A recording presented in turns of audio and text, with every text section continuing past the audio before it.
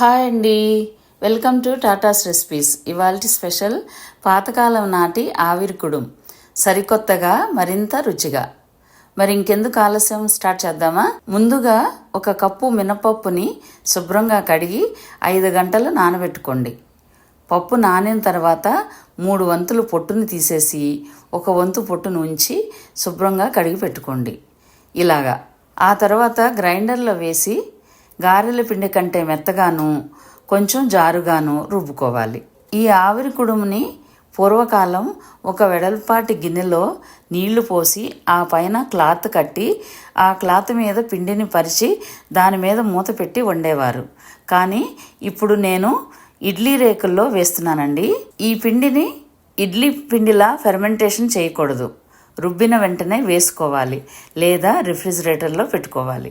లేకపోతే పిండి కండ్రెక్కుతుంది, అంటే పిండి ఎగటుగా అయిపోతుంది. అప్పుడు ఆవిరి కుడుము రుచిగా ఉండదు. పిండి ఇలా మెత్తగా ఈ కన్సిస్టెన్సీలో ఉండాలండి.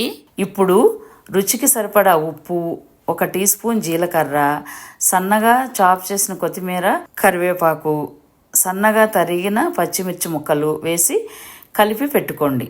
ఇప్పుడు ఇడ్లీ రేకులకు నెయ్యి రాసి కలిపి పెట్టుకున్న పిండిని ముద్దలుగా చేసి ఇడ్లీ రేకుల్లో పెట్టి పల్చగా చేయండి.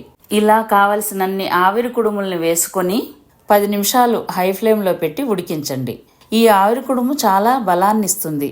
పూర్వకాలం పిల్లలు బలహీనంగా ఉన్నారంటే ఎదిగే పిల్లలకు ఈ ఆవిరి కుడుము చేసి రోజు నేతితో పెట్టేవారు.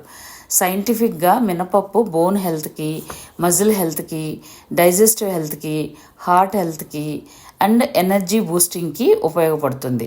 మన పూర్వీకులు చదువుకోకపోయినా వాళ్ళు ఎంత మంచి ఆహారాన్ని పిల్లలకు పెట్టేవాళ్ళో. అందుకే మనం వారి బాటలో పయనిద్దాం. మన పిల్లలకి మంచి ఆహారాన్ని అందిద్దాం.